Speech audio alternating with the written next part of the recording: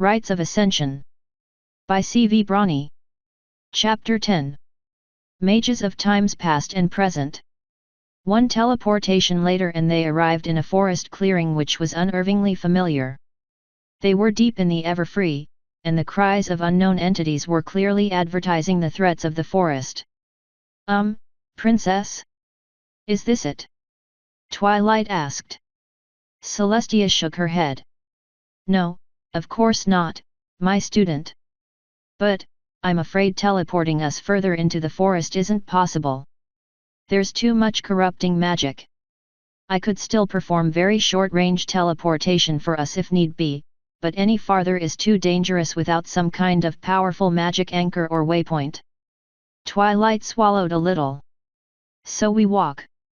Celestia nodded. Correct. There should be a path nearby.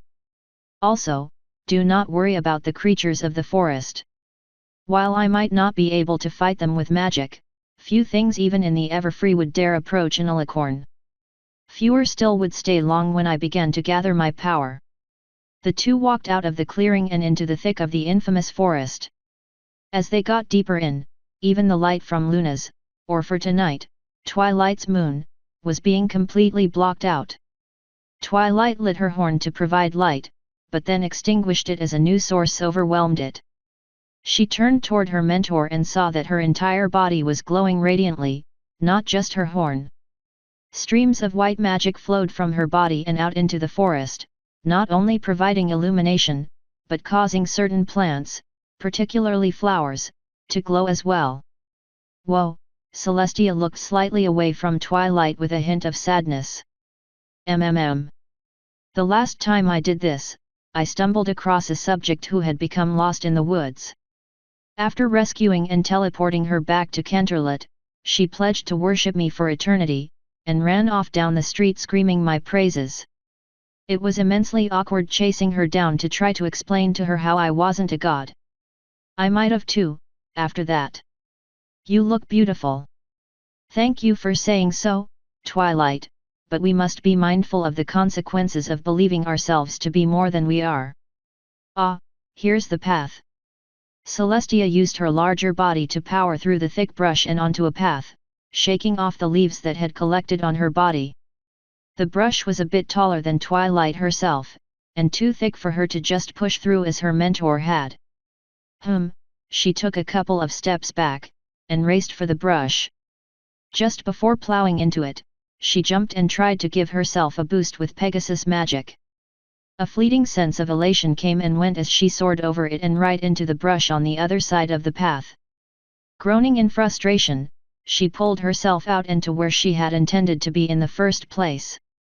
It's an awful lot like being a foal again, isn't it? So many new things to learn. So much awkwardness to relieve. Celestia gave a polite laugh. Yes, well, it can't be helped, I'm afraid. Come, our destination shouldn't be terribly far. While we walk, why don't you tell me a bit about what you've learned from the books? Let's start with star swirls. A test. If there was something Twilight could be completely confident in, it was her ability to talk about something she'd read. Maybe saving some grace would be possible here after all. Twilight started walking with her mentor, moving at a trot to keep pace with her longer legs. Well, I knew he was a brilliant mage with a wide range of abilities, and the book reinforces that, but I had no idea he had made such drastic discoveries in dimensional magic. It seemed to be his real specialty. I found magic in there I never thought I'd see in my lifetime. Before finding out about the alicorn thing, I mean. But. Celestia glanced down at her after waiting a moment. He really was crazy, wasn't he? Yes, although I didn't realize how much until it was too late. I'm curious, though, what exactly made you realize this? Her gait wavered a little as she prepared a response. It just came to me somewhere around page, 3. He was obsessive, and I know I'm not one to talk, but he went so far and thought nothing of it. I have no idea what the rules were back then, but if I had done these same experiments today, I'd be arrested. Temporal paradoxes, high-risk spells being created in populated areas. He had a singular purpose at any given time, and nothing else mattered to him. Worse, he never explained anything. There were whole, complex spells in that book with absolutely no explanation. I can figure some of them out, like the half-dozen banishing spells to places with names like the Hallows and the Dark.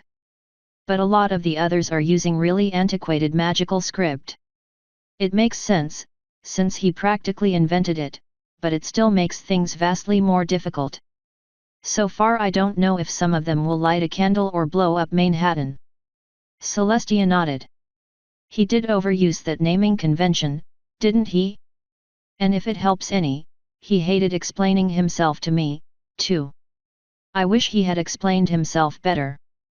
Then maybe I could understand more than half of his ramblings at the end about how he's going to get to the after. He never said why he wanted to go there or what it was. I have a few guesses I really don't want to believe, but they're still just guesses because he never actually came out and said it. He just had a huge series of incomplete spell fragments scribbled all over the book. I'm disillusioned. I knew history books glossed over some truths, but to read first hoof about all the awful things he's done, Celestia paused for a moment with a blank expression on her face before replying. He was an important figure, Twilight, but you have to remember that a pony's mental health and their intelligence aren't the same thing.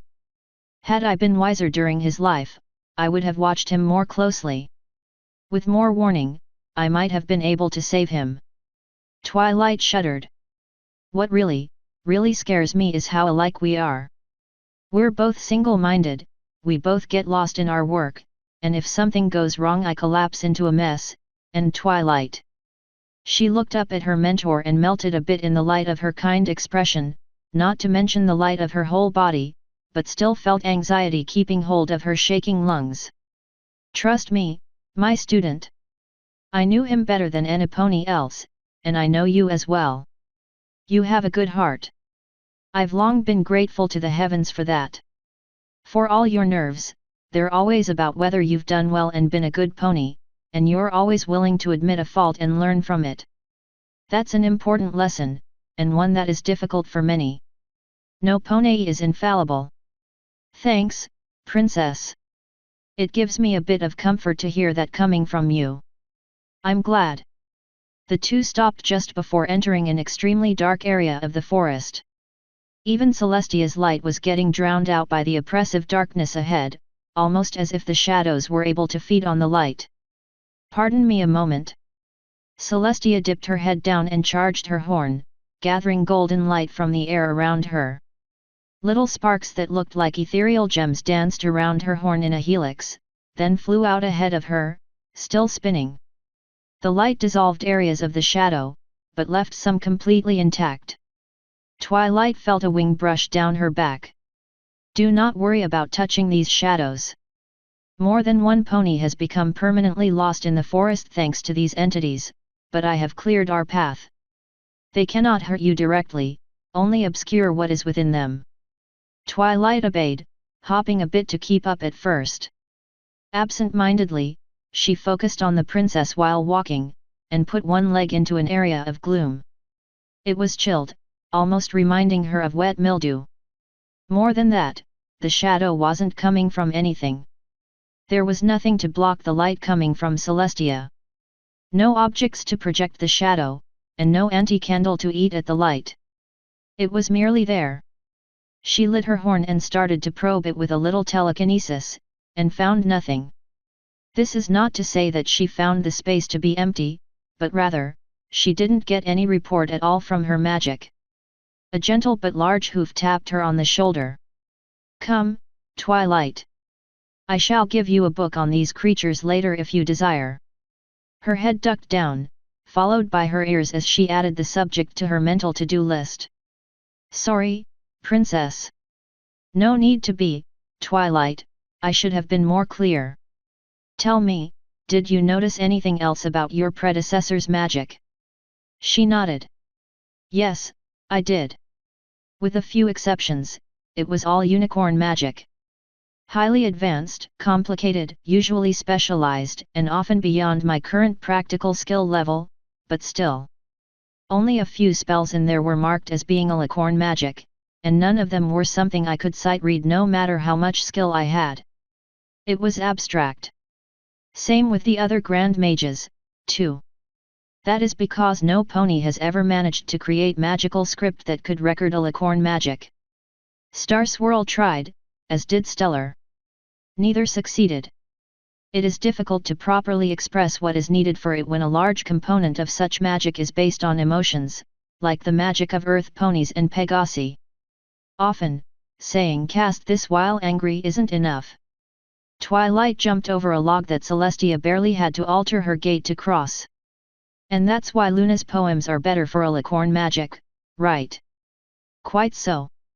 However, if you believe you can succeed where they failed, feel free to tackle the problem in your spare time. Twilight stopped and sat for a second, scratching her chin. Twilight. She shook off her distraction. Sorry, Princess. I was just considering what you said. I think it would be an amazing challenge, but I don't think I'm ready for that yet. The princess laughed a bit. I didn't mean to imply that you were, my student. Take it on your own time. No rush. She rubbed the back of her head, then resumed walking. Oh. Ah. Right. Sorry. Quit apologizing so much, Twilight. I'm not angry. Now, tell me about Crimson Spectre. What do you think of him? She pushed a branch out of Twilight's way with a wing. He's a brute. Celestia laughed, nearly losing control of the branch before Twilight could pass. Okay, I can see that, but I was looking for more detail. Twilight dropped her head down and fell back slightly behind her mentor. I admit his combat spells are beyond me right now.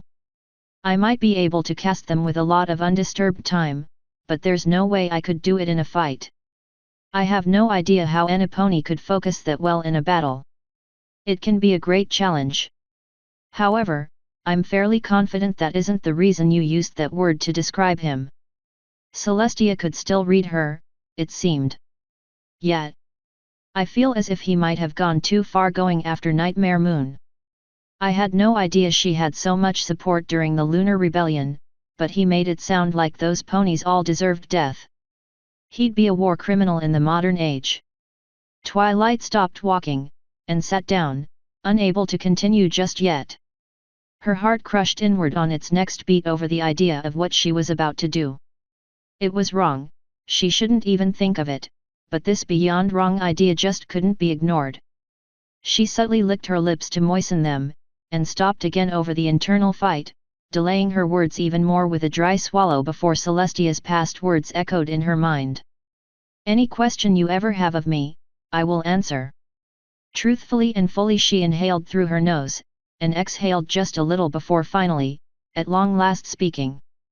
Why didn't you stop him, Princess? Celestia had long since stopped walking, watching her for those moments and sighed before answering. My little Twilight, in many ways you are more wise now than I was at nearly 9,000. I suppose I could hide behind the idea of independence. My past grand mages were more or less free to act as they chose. Especially Crimson Spectre. But the truth is, I willingly turned a blind eye to their actions, and as such I am culpable. We were at war, and the lunar rebellions were not as quick or as simple as the history books make it sound. It was long, brutal, utterly destructive, and unimaginably bloody. We were so desperate, both sides, that we forgot about our ponies, and they paid a most horrible price for our negligence and pride. This is a mistake Luna and I shall regret for the rest of our lives, no matter how long they may be. Mountains may erode to plains, seas may boil away, and the tundras may become rainforest. As long as we live, we shall weep waterfalls of tears for our beloved ponies, and it will still never be enough. Twilight staggered, despite being seated. Her left knee shook, and eventually it crumbled her down to the ground, rear hoof twitching. She didn't even notice that Celestia had gone over to her, and placed some of her primary feathers on her back. Not all knowledge is pleasant to know, my student, but this is the truth I promised you. Are you feeling okay? Twilight nodded, not saying anything, or rather, unable to say anything. I do not believe you, yet, so take your time. Twilight inhaled and exhaled, focusing on nothing but breathing for quite some time. It was the only thing preventing her from breaking down into tears. It wasn't until and well after she felt Celestia's hoof press against her back, keeping her laying down, that she began to calm. Her mentor had done this to her when she was a panicky filly, but she hadn't needed it in some time. It still felt as calming as ever. Are you feeling better now? Her voice had a slight bit of lightness to it this time. One Twilight knew signaled that Celestia might just believe her response. Yeah, I think I'm feeling better now. Wow, though. Celestia stood, and motioned for Twilight to do so as well. Perhaps talking about Horizon's book would make things easier. Shall we continue our journey? She exhaled once again, this time in relief. Yeah. I like him. He's calm and collected. I didn't get a feel for any specialization like the other two, but he really seemed to be good at getting to the heart of matters. He was rather eloquent, as well. The fact that he stressed negotiation over fighting, and succeeded at both, is encouraging. It shows that it's, well, possible. Twilight felt pressure lift off of her and a smile returned to her face. Celestia was smiling, too. He was, without a doubt, one of the most insightful ponies I've ever had the pleasure of knowing. Beautiful singing voice, too. What did you think of his magic? The newest Grand Mage could feel a slight headache coming on from that question. Stunningly complex. Almost needlessly complex, like he was showing off. I'm honestly wondering what happened to him, because history doesn't mention him much and his book just abruptly ends. They paused right before the crest of a hill, and Celestia closed her eyes. I share some blame there, too. I should have been far more wary when the griffins cried out for our help. Griffins? Ask for our help? Aren't they rather prideful? Stubborn? Some might say that of ponies as well, particularly alicorns. However, the situation was far more dire than I thought. A strange type of destructive magic began spreading throughout Griffonia, and later I found out it likely would have spread to Equestria as well had it not been for Stellar's courageous sacrifice. Although I doubt the Griffins would have been the aggressors in any war with us even then, his actions earned us vastly improved relations for centuries. He's remembered better there than here in Equestria, in fact. I see. Twilight looked down at her hooves. If I had to, could I do that? I do not intend to ever put you in that position, Twilight, although I have every confidence in your bravery when it counts. A little shiver went up and then back down Twilight's spine. I appreciate your confidence, Princess, but it's not very comforting, I know, Celestia finished for her. I wish I could give you more than words for assurance, but that is why Luna will help prepare you. Ah, here. I believe we are close to our destination, just over that hill. Twilight exhaled and resumed her march upwards with her mentor by her side. A short walk later, she recognized where they were going. The castle of the Royal Pony Sisters. She had to stop herself to reflect for an instant. This was where it all began nearly 16 years ago. Celestia, however, didn't stop. She just kept walking towards the palace in silence, her glowing spell fading as the moonlight broke through the trees. Twilight mused briefly on what memories must be hidden there for her to have a sullen face like that as she galloped to catch up.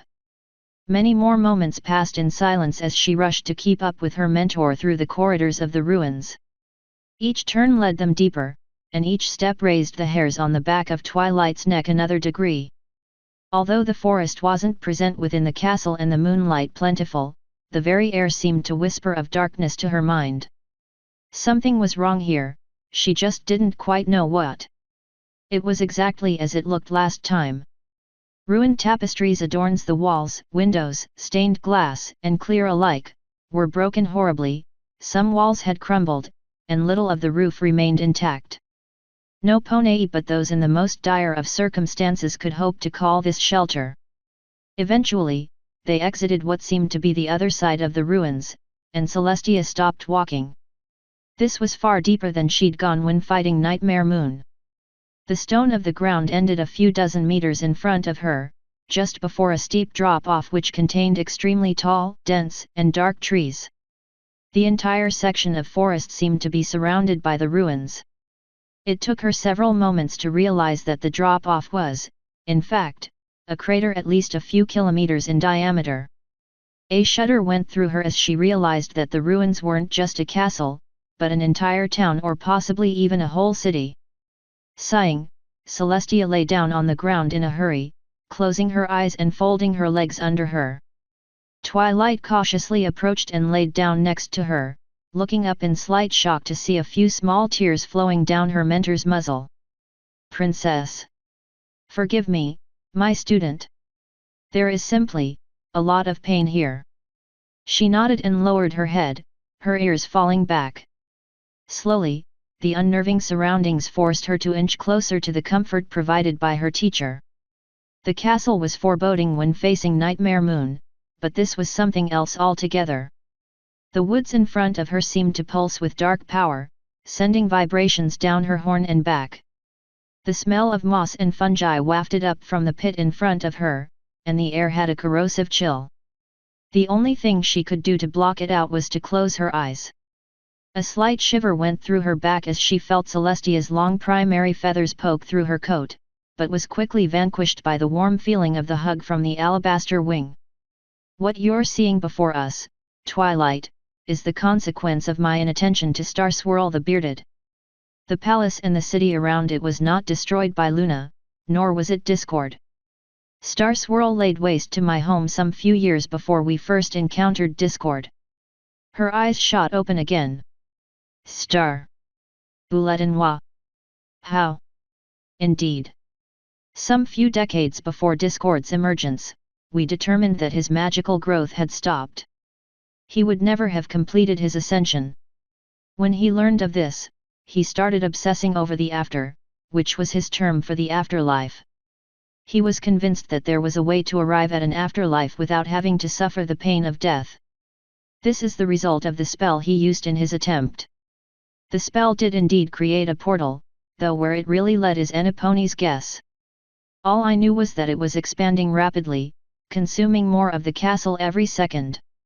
I tried to close it, and when that failed I tried to put a shield over it. The shield was simply stretched, or pushed outward by the portal like a balloon being pumped full of air. I panicked, so I did the next thing that came to mind. I tried to teleport the entire thing into orbit. A stuttering sigh left her lips as she visibly fought back tears. I didn't think any of it through, but that didn't matter, as what happened next I couldn't have imagined in my wildest dreams. Somehow, the spells reacted, and destroyed each other violently. The blast was enormous, but would have been much larger were it not for the shield I cast. Regardless, the damage was done. My home was destroyed, countless ponies lost their lives from the spell's detonation or were consumed by the portal, and the magical contamination twisted the once peaceful forest into the corrupt Everfree. Twilight whimpered quietly. This was almost too much to take in. The fact that he could cause such widespread destruction meant she could do it too, if she wasn't careful. I brought Crimson and Stellar here, to this very spot, at the start of their terms as Grand Mages. I wanted to show them the dire result of an Alicorn Ascendant gone mad. Now, you are here, too, yet under much different circumstances. Celestia had regained much of her poise, and turned again to look at her. Twilight looked deep into her eyes, and saw that the sadness was still there, in spite of the clear attempts to hide the sorrow. "I am quite confident that you will be able to weather such trials thanks to your wonderful friends. As such, this place serves a different purpose. It is to show you that I, too, make mistakes." Twilight blinked. "I'm not sure I follow." Compared to the other Grand Mages, you and I share a very different relationship. I did not help raise them, only you received that attention. However, going forward, the nature of our bond must change. Awful though it sounds, and though it does not diminish the fondness and love I later grew for you, from the moment I met you, I carefully crafted our interactions so you would grow attached to me. So that you would trust me. Was there a reason I shouldn't have? Celestia started back, pain-stricken, but clearly not at Twilight's words specifically. No, not really. I just couldn't afford to fail at that, and I was cynical about it at first, so I was extra careful. I'm a politician, Twilight.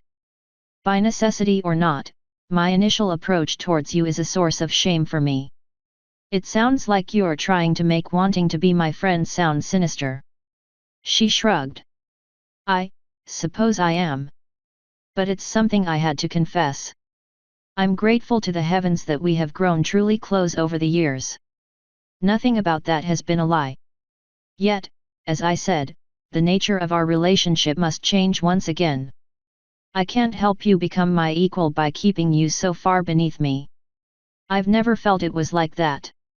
I always felt like, she turned and looked at the wing over her back. Like I was just under your wing. Sure, I was in your shadow, but you're the princess. I'm just the faithful student.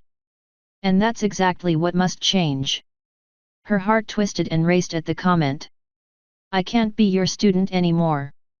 You cannot be just my student anymore. I do not wish to grow distant from you, Twilight, please do not misunderstand. And I certainly do not wish to stop teaching you, nor shall I ever. I will always be your teacher when you need me to be. Yet, for your sake, Equestria's, and my own, you must eventually become far more than that, a fully ascended alicorn princess. A pony not in my shadow, but at my side. The princess closed her eyes and clenched her teeth for a moment. Princess. Twilight choked. But I thought I would just be a grand mage. A stern look on Celestia's face emerged, yet Twilight did not feel it was for her. If I was being truly fair to you, I would have crowned you as a princess a decade ago. For all you've done for every pony, you deserve to be rewarded thus. Yet, I could not bring myself to tear you so easily away from your adoptive home in Ponyville. Princess A tug from the wing over her stopped her short. It's the truth, Twilight. However, if you're still apprehensive about taking on the full weight of royalty, I understand. I truly do. Your current position is yours for as long as you want it. Centuries, even millennia if you truly wish. Whenever you're ready, though, your crown has already been made. Celestia leaned in close.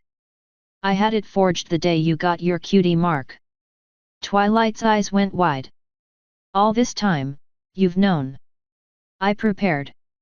Celestia smiled, sitting up straight again. I've gotten kind of good at that over the years. Honestly, I would have done it even sooner had I not been angry at the director of the Royal Forge at the time. So I waited for him to retire. That's one of the perks of agelessness. Still, it could have been earlier. Shortly after a certain small lavender unicorn was born, a young pink princess brought my attention to a talented colt in a middle-class Canterlet family. A family I had my eye on from then on out. Twilight froze, uncertain of what to say. Celestia leaned back in. I told you, Twilight. No more secrets. Princess, words still wouldn't come. Celestia sighed.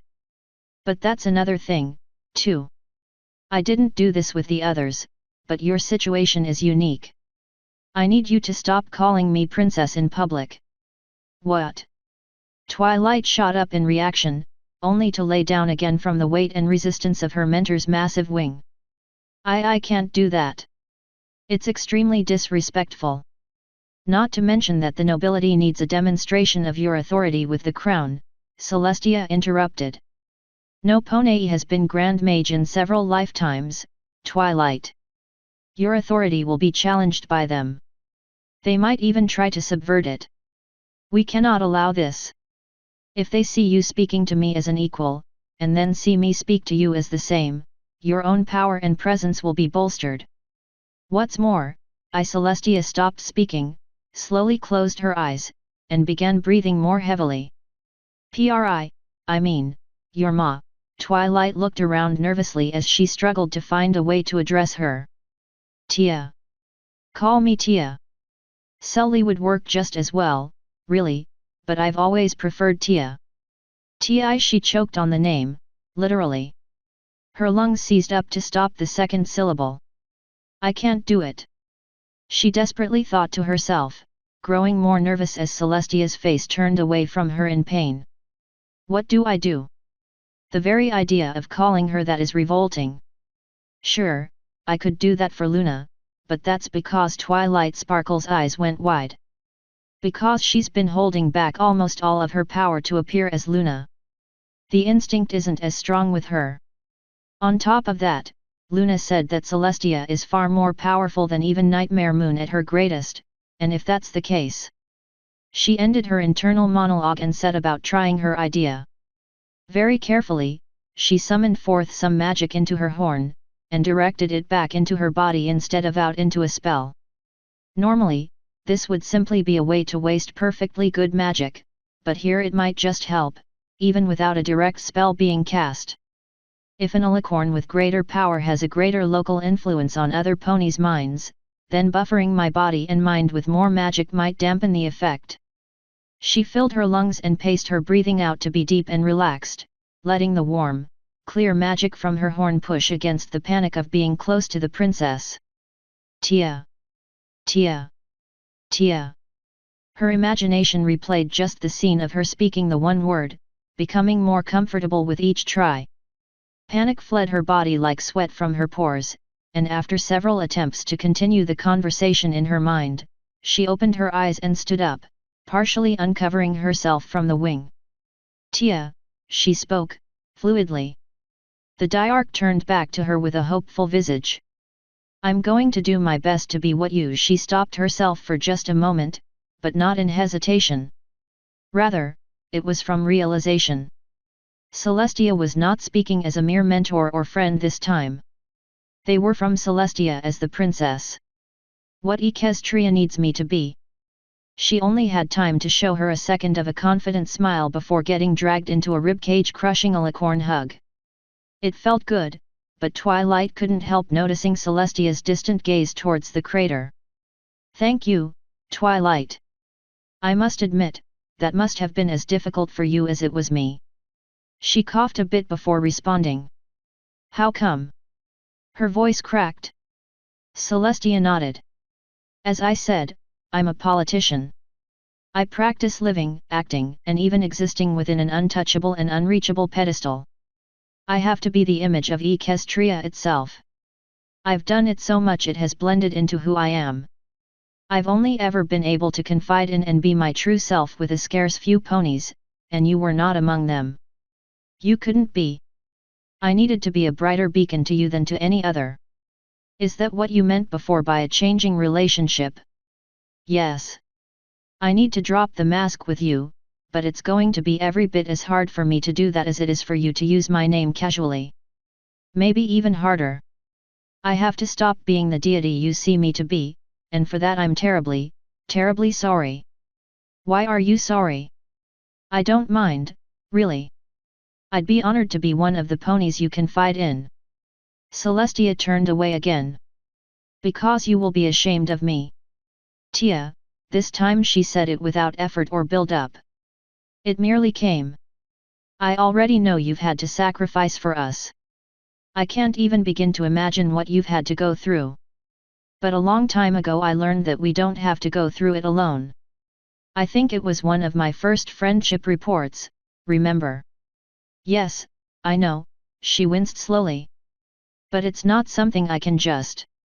This is unlike anything else you've experienced. I can't honestly expect you to carry the burden of the alicorn, right? You carried it by yourself for 1,000 years. Let me help. Celestia shook her head. You don't know what you're saying. Twilight summoned more energy into her horn and through her body to try to continue the effect, then jumped over to Celestia's other side. I sure hope I know what I'm doing. She gently lifted her hoof up to the bottom of her chin to get her to pay attention as Celestia had done to her so many times. You told me that you would reveal anything you knew, any secrets you've kept from me. Things you couldn't tell me before. On my crown, this I promise you, you said. Tia, I'm asking now. Please, tell me anything you need some pony, and a pony to hear. Celestia opened her eyes and looked at her. Twilight had never felt such pain from another pony. It was as if she could feel her mentor's heart being ripped out and put on display. Twilight nearly felt physically ill from it, and Celestia certainly looked it, from the waterfall of tears streaming down her face. Celestia closed her eyes again, and began to cry, lifting her head up towards the velvet night sky, then lowering it down to the ground, muffling sobs. Okay, Twilight, here's the situation. Your mentor is on the ground, sobbing, and you have no idea why or what to do or say. So, what do we do? I have no idea, I just told myself that. Okay, stay calm, Philly, there must be a logical solution here. The ground, yes, look at the ground. It's all grey cobblestone and such. Extremely interesting. I wonder why there isn't any grass growing in between the oh what am I doing? She only had just enough time to flinch at herself before getting dragged into another crushing alicorn hug. Celestia pulled her in tight, nearly smothering her in her soft, ivory coat. Getting crushed in a hug by some pony with more earth pony magic than an apple family reunion. Definitely the logical course of action, she thought, twisting her body to try to find a position that she could breathe in. Settling on a spot, she waited while the tears flowed. Eventually, she started to cry too, although her anxiety prevented it from sounding as genuine as she'd like. She wasn't entirely certain how long this lasted, but it was long enough to lose focus on most of the conversation they had before, and simply exist in the raw emotion of it all, even through the alicorn's loosening grip. Sleep was threatening to take her when Celestia broke the silence. I'm so sorry about this, Twilight. I never intended for you to see me so weak. Some part of me is glad you said those words, though I know you have no idea what they mean to me. Twilight swallowed a little. I meant every word. I know you did, but that is not what I meant. Just then, you sounded like him. Whenever he knew some pony was suffering, my son would say something just like that. Twilight's brain skipped a gear. Son? But alicorns can't know, we can't. But unicorns can. I led a long life before my ascension, Twilight. It wasn't like yours. I was an old mare, ancient even. Awaiting the grip of the Reaper every day, so that I might be able to see my fallen husband and child once more. Celestia took a pained, stuttering breath in, fighting more tears. Then, she swallowed. The color began to return to my mane. In a year's time, Luna and I were back in our prime, and chased out of our village for using band magics. You had a husband too, a big goofball, and so kind. A masterful musician and a hopeless flirt to his last days. I miss them both so much. I don't even know where their graves are anymore. And now I'm asking you to know. Twilight squirmed, interrupting her, and pushed out of the grip with a small kick to the ground. Stumbling, she hopped up and turned back to Celestia. You aren't asking me to do anything. If Ascension is as eventful as you made it sound, then this isn't your fault. I don't think it's my fault either. I don't believe in fate or destiny, but I'm willing to accept that if I don't get involved, and soon, I'll regret it. My ponies need me. Twilight stopped, her mind catching up with what she was saying. Celestia moved back next to her student. Lulu is right. You are advancing faster than I thought. In a way, that's comforting. But it also means we need to get you trained as much as we can, and soon. It won't be quiet for long, and I can't protect you personally anymore. Twilight swallowed roughly, thinking back a few days. Yeah, the flames. Does it happen every time you fight? She paused for a moment. There was a time when I thought I had a means to be able to do something despite the flames. Then, the one time I tried it, the one time I needed it, I had to hold back too much and a changeling queen scored a direct hit on my horn. You'll have to watch that, we share the same weakness as unicorns. For all our power, a direct hit there can still render us helpless. Twilight cringed a little as Celestia's face registered two very different types of disgust at the same time. And then we find ourselves in a cocoon. I never realized how important that day was. I never thought I could underestimate its importance. It could be argued that I suffered one of my greatest failures on that day, looking back. I'm also ashamed to say that it was the second most disgusting experience in my long life. Twilight blinked for a second. Second most? Then what was she halted her speech when a sudden shudder came from her mentor. Never mind, I don't want to know. That day proved that I wasn't able to fight. My little spell was far too weak. Worse, do you remember that rage you felt confronting towers? Twilight nodded. I don't think I could ever forget. That was awful. It's worse for me. Twilight swung her head to look at her more closely. It's hard for me to gauge personally, but both Luna and Lord Glayson, my old friend from the pre-Discord era, have both told me about their experience with it. Luna may lay claim to the title a licorn of passion, but even she thinks that no Ponei feels that instinct more than I do, she sighed. Remember when I said I have become too much like the sun I represent? Alicorns can influence the environment, sometimes greatly, with their emotions. When I feel the instinct to protect my ponies, to destroy anything that may harm them, it fuels the fire. It takes every iota of my not inconsiderable will to quell the feeling. If I slip up, even for an instant, or worse, actually engage in fighting, you summon the flames, Twilight concluded. How bad does it get? Celestia paused for a long time. Canterlet in ashes. Twilight swallowed, hard. But what about my flames? When I was hurt by towers, I wouldn't worry about that. You wouldn't? Celestia shook her head. No, Twilight, as strange as it is to say, that's normal for a young alicorn.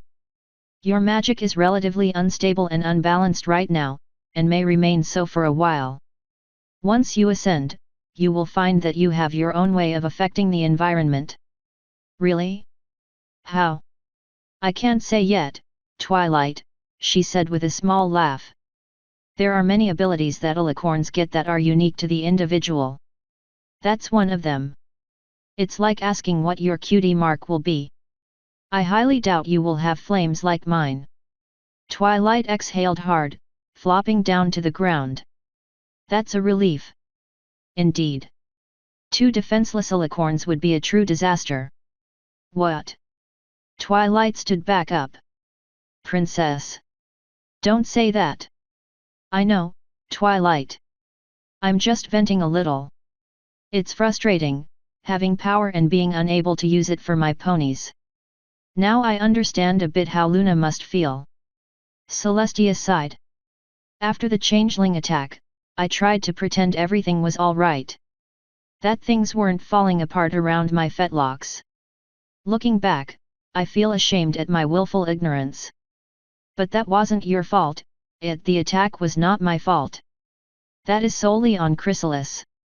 My denial of reality, however, falls squarely on my shoulders, and it was a poor example for a leader to set. Fortunately, your brother reacted in a more mature and productive manner. He led where I failed. What did Shiny do? He started undergoing special training to steel his mind against further attacks, along with key members of his staff. He's progressed quite a bit with it, actually, and he's still working on it. It's not perfect, but he now has means to give himself considerable resistance to brainwashing and mind-altering magic. Luna can still break through into his dreams, though. That sounds like Shiny. Whenever Ennipony found a weakness in him, he didn't stop until he removed it. Twilight looked up at the stars, trying to think back to her foalhood. He was always there for me, you know? Before I became your student, my parents were always so busy, I didn't see them much. I seem to recall that you didn't see them much even after I accepted you as my protégé. I had to encourage you to visit them. Her cheeks started to burn. True. I didn't want to say anything bad about them to you, but a lot of the time I didn't because they weren't there to be visited. Shiny was, though, and he came to see me. I remember. It's rare for a Cole to take such an interest in his little sister's well-being. It speaks to his character, which is why I chose him to be my next captain of the Royal Guard, in spite of the Council's protests over selecting a non-noble. She scratched the back of her head with a nervous smile and a slight chuckle. He really did take care of me. I think I was raised more by him than by Mom, to tell the truth. Even when I moved to Ponyville, it turns out he was still looking out for me, creating a whole team to protect me. I feel like such a burden. He's got a hard enough job as it is, and I know Cadence wants to have foals on top of it.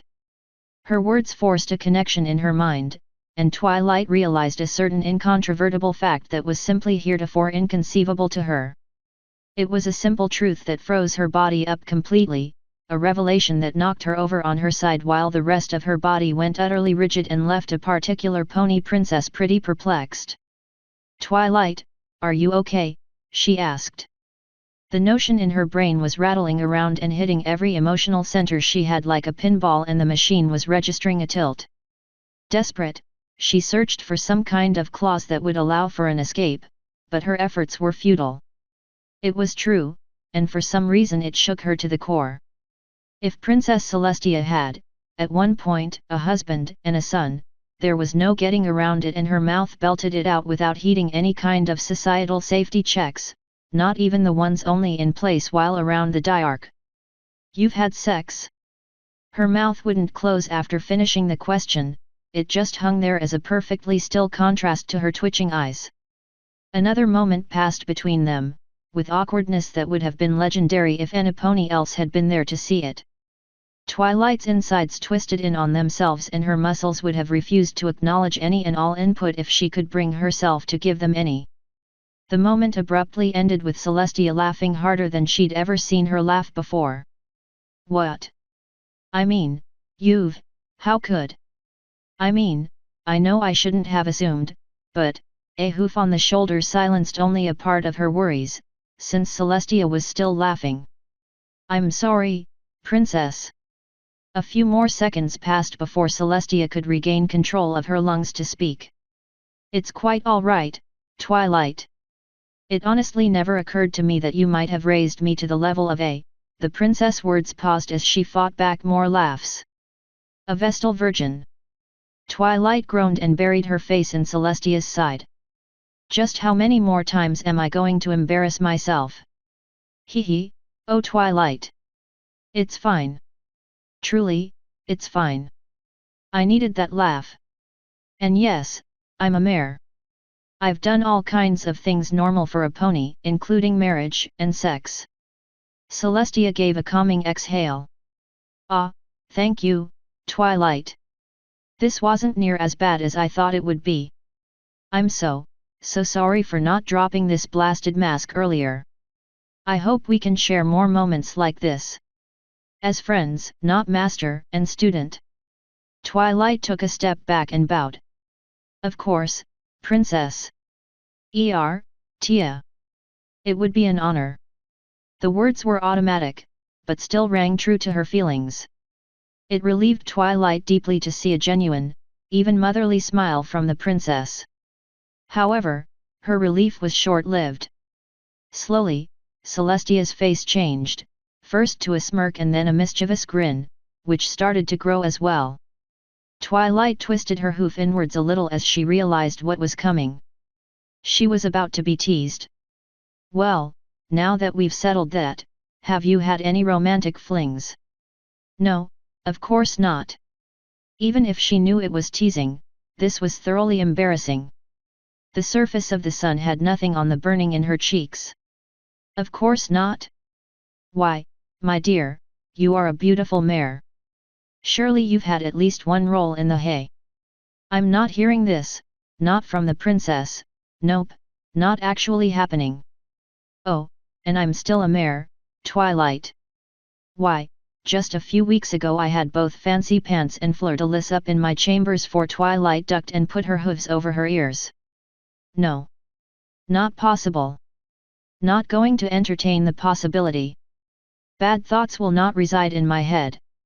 The princess clearly didn't have any mercy today, because she tore Twilight's hooves from her ears with a strong telekinetic grasp that Twilight couldn't seem to break, though it should have been trivial for her to do so. Bad thoughts? Why, Twilight, there's nothing wrong with, shall we say, intimacy.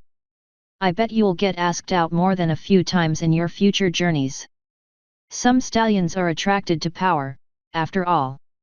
Why, I'm surprised your treehouse door hasn't been banged down by suitors already. Or perhaps it's because you're into mares. What? No. At least, I don't think so. I mean, it's all right, Twilight. I've had a few in my Twilight finally managed to disrupt Celestia's grip with her own and recovered her ears. No. I mean, Grey, why is this so much more difficult to explain to you than to Rarity? Answered your own question there, filly. And if you have done all this, why isn't it in the news or something? It's kind of a big deal. Well, my relations need to be discreet, but that's because of my political position. You aren't a princess, not yet anyway, so if you find some pony special, you should pursue it. Of course, if you just need a fling, let me know. I know a number of skilled stallions, especially Fancy Pants, that can be quite. Twilight put her hooves over her ears again. No, no, bad thoughts. Celestia broke out into another wave of roaring laughter. Oh, Twilight, you're too easy to tease. Okay, I promise, no more for a while. Twilight flopped over on the ground and breathed in relief. Ugh. You'll have to get used to some prodding from us eventually, Twilight. Luna is quite fond of such teasing and pranks, though I dare say it may be a while before she tries any on you. Twilight rolled over on her back and exhaled. Hey. She did say the next time it was just us, I should call you Tia so she could see your reaction. Hat. Guess I kind of blew that one. Celestia blinked too, and then smiled. Oh, did she now? Well, I'm afraid I beat her to the punch, as it were. I hope she's not losing her touch, that truly wouldn't have bothered me at all. Surprised, maybe, but not bothered. Although the other day she did replace my shampoo with mayonnaise. So I suppose I shouldn't worry too much. Twilight giggled. Yeah, they really are sisters. I think we've been here long enough now, Twilight. We should start heading back. Twilight nodded, getting back up on her hooves. She trotted slowly, taking in the history of the ancient palace and observing the details that had managed to survive the destruction and weathering of time. Some of the walls had ancient script inscribed on them with arrows giving directions, though the letters were too worn or moss-covered to read easily. At a point midway through the castle, she stopped when her hoof fell on an odd spot on the ground. It felt as if there was something sticky and heavy there, but it was visibly smooth stone and didn't impede her hoof at all as she hovered it over the area. Something is wrong here, she whispered. Celestia, I can't quite explain it. But here, this exact spot, it's not right. Somehow. Like the stone is made out of dread, or sorrow.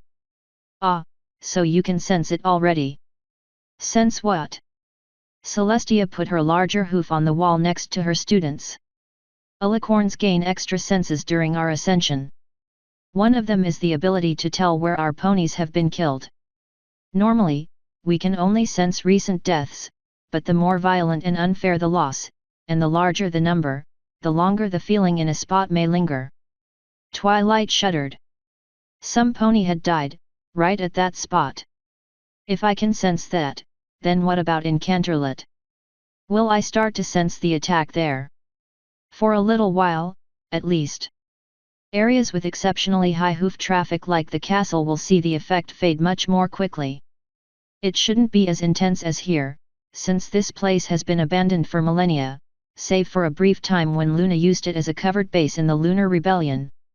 I also think it possible that the corruption of the forest may be preserving these tainted areas. Celestia motioned for them to keep moving.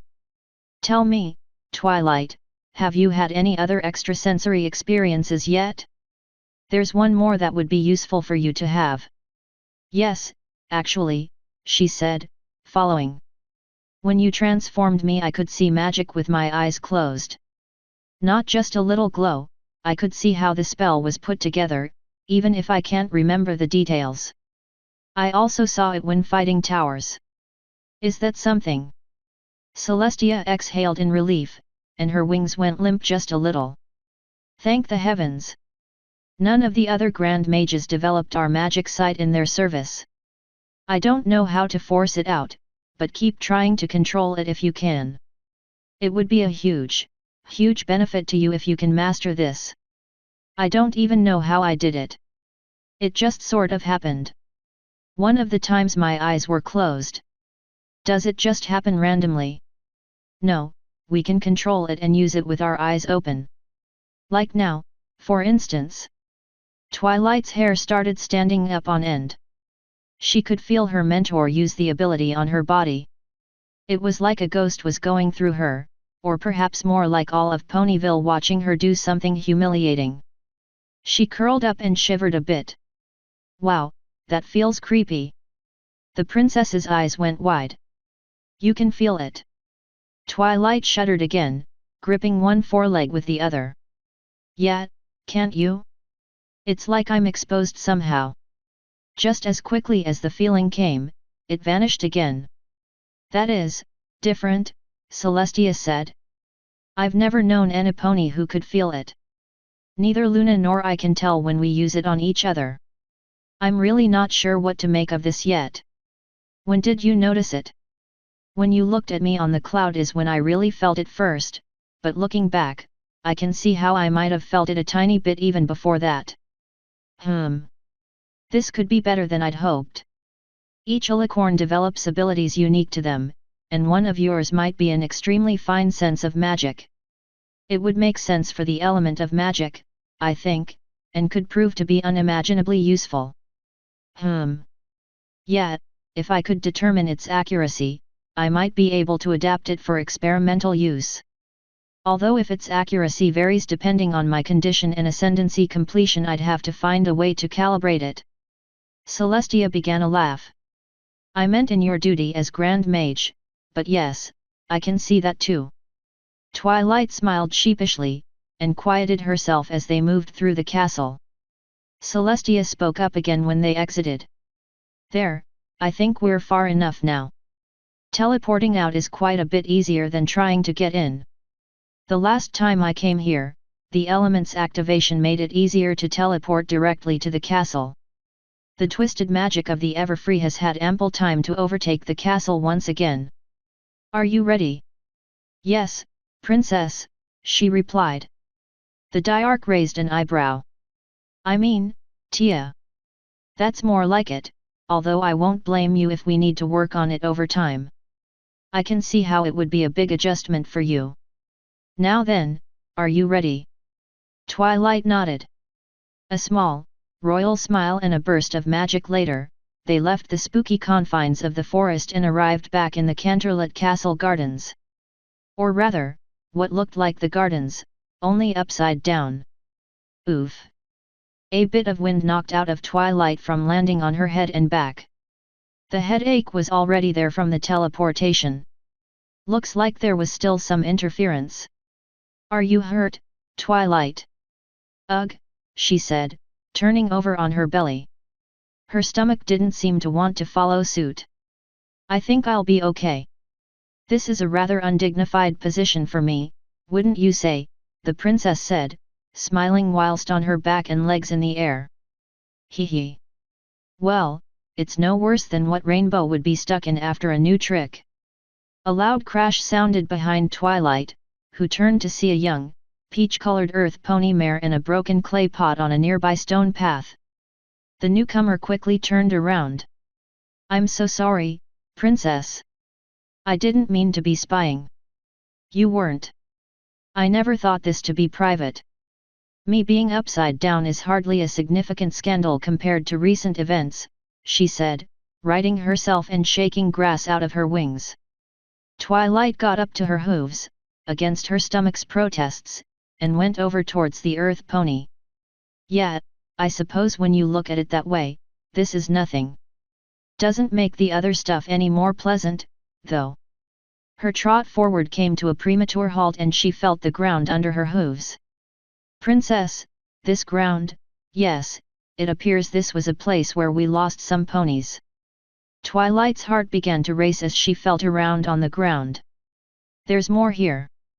There was a major fight here during the coup attempt. I saw it.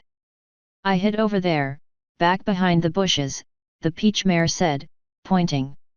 "I had only just started a week ago, and I'm still part-time. I got changed to night work when hayseed was." Although Twilight could hear her mentor moving, she paid no heed to it as she walked around, feeling the stone path on the ground. Something changed as she dragged her hoof along the ground, but she wasn't quite sure what.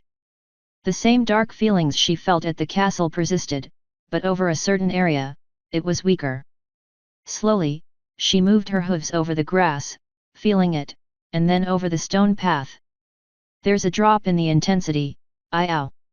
She squinted at the pain on her head above her horn, and her vision was once again overtaken by her other sight. Soft clouds of sparkling magic and blazing hues arcing through the air revealed some intricacies of the magic all around her. The grass itself even had a faint, blurry glow to it.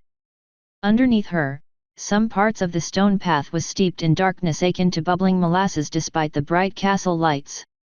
Cutting across the dark area was a path where it was weaker, more morose than sorrowful. "I can see it now. Ha! This is incredible." Whatever eerie feeling the black marks on the ground had been giving her was utterly overtaken by her raw curiosity. She couldn't help but smile as she ran through the possibilities in her head again. The thrill of discovery was completely overtaking the eerie feeling she got from the magic embedded in the stone, and she had a smile nearly as big as the one she held after raising the moon. Her eyes followed the lighter path in the darkness on the ground, and eventually she found herself looking back up at the two other ponies. Celestia was there, bright as ever. Her form was engulfed in power glowing bright enough to make her appear as a pony-shaped star. Moreover, vast undercurrents of power were flowing out of her like coronal mass ejections, spreading out into the environment and back into her in a cycle similar to that of a magnetic field. This wasn't like the magic of a telekinetic field. It was going through things without any direct observable effects outside of this vision. Alicorns can influence the environment, sometimes greatly, with their emotions. When I feel the instinct to protect my ponies, to destroy anything that may harm them, it fuels the fire. I didn't see this the last time I used this vision on her. Did I miss it? Was she suppressing it? Or was I unable to see it? And what's that?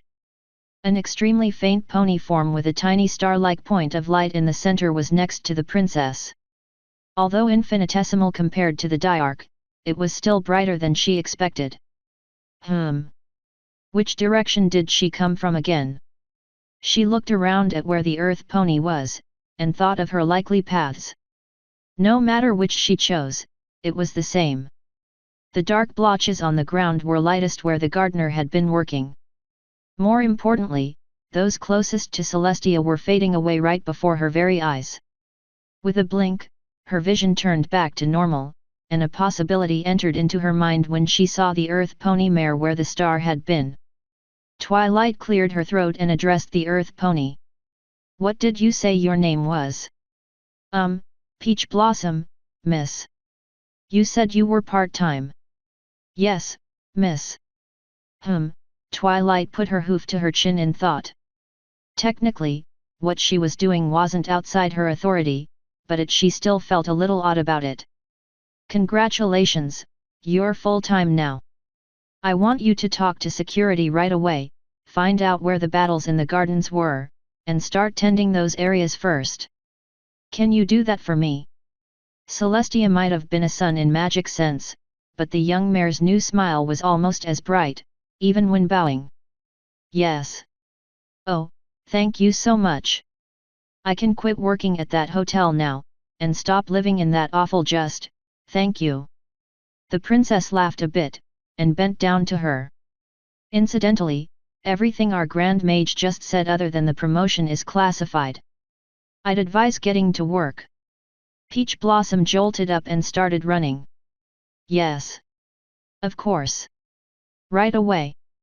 Thank you. Twilight smiled a bit, and started walking back to the castle with Celestia beside her under the night sky. She is quite a powerful earth pony, isn't she? Her teacher asked. Yeah. I think her power might help break down whatever's giving us these feelings from the battle. You're right. Earth pony magic erodes it much faster than if it was left on its own. It is fitting that their magic, the magic of life, washes away the stain of death. Sharp as ever, my student. Twilight laughed a bit and smiled, looking down a bit while the magic sight dropped out. Happy as I am about that, I'm happier we can remove the battle scars a bit faster. Celestia's smile was replaced with a small frown. The scars? Yes.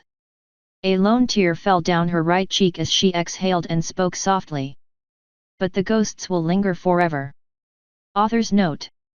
Wow, took a while, hey? At least it wasn't as bad as last time. I added a status box to my user page so you can see how much I have written. I'll update it whenever I make significant progress. Also, when bigger stuff happens I often blog about it. I post IRC chat invites in the blog from time to time, too. Anyway, this was an incredibly difficult chapter to write and went through multiple complete rewrites and monstrously huge changes. It's been in development for over a year, so I hope you all thought it was worth the wait. As always, minor edits may happen in the future for mistakes I've missed. Also, with this many rewrites, I may need to make more significant edits if I find conflicts with the rest of the block. I already checked twice and found nada, but knowing me I'm missing something. Tongue sticking out, with luck, though, that won't happen. Then again, knowing my luck, thanks again everyone. You guys are awesome. CV update September 4th, updated formatting. End author's note.